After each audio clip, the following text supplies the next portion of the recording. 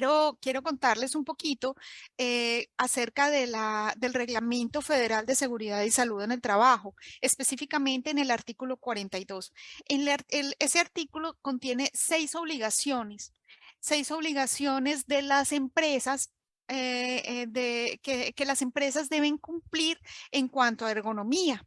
Entonces, la primera es contar con un análisis de los factores de riesgo ergonómicos de los puestos de trabajo de las personas que están expuestos a esos factores de riesgo ergonómico, principalmente biomecánicos, ¿no? Pero allí nos habla en general en el reglamento de todos los factores de riesgo ergonómico. Cuando nos habla de un análisis, nos habla básicamente es la realización de las evaluaciones ergonómicas con un informe de cada actividad de cada labor que realizan los trabajadores en el que se miran los riesgos, no solo los riesgos ergonómicos, sino que termina incluso haciéndose recomendaciones específicas respecto a esa actividad.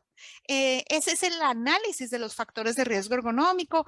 Nosotros en Cero Riesgo Laboral realizamos consultoría en el que le damos cumplimiento completo a esto, pero también les enseñamos para que ustedes aprendan y les explicamos con nuestra experiencia cómo deben hacer esos informes, que es en el diplomado donde les voy a contar.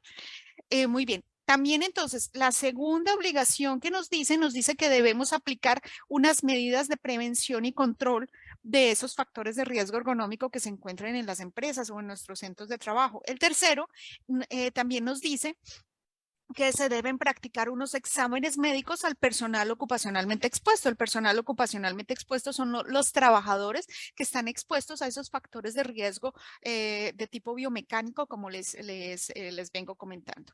El cuarto nos habla de informar a los trabajadores sobre las posibles alteraciones de salud relacionados con esos factores de riesgo ergonómico. Y ya más adelante, ahora que les hable, les comente cómo estas obligaciones que están en el reglamento federal se implementan en la NOM 036, entraré a más detalle al respecto, pero por lo pronto les voy contando cuáles son. También está el reglamento, nos dice que debemos capacitar a ese personal ocupacionalmente expuesto sobre esas prácticas de trabajo seguras en las que digamos que se mitigue o se disminuya estos factores de riesgo ergonómicos de tipo biomecánico. Muy bien, también nos dice que la sexta obligación es llevar un registro de todas las medidas preventivas que se realizan, que ya vimos en otra obligación, y también hay que hacer unos exámenes médicos correspondientes específicos para esa población trabajadora.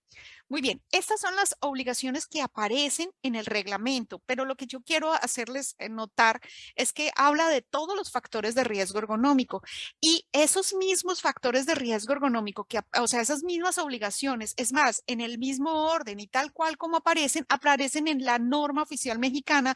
Lo que pasa es que la NOM 036-1, ese guión 1, quiere decir que es específicamente en uno de los varios factores de riesgo ergonómico, que es manejo manual de cargas, que ya más adelante les contaré.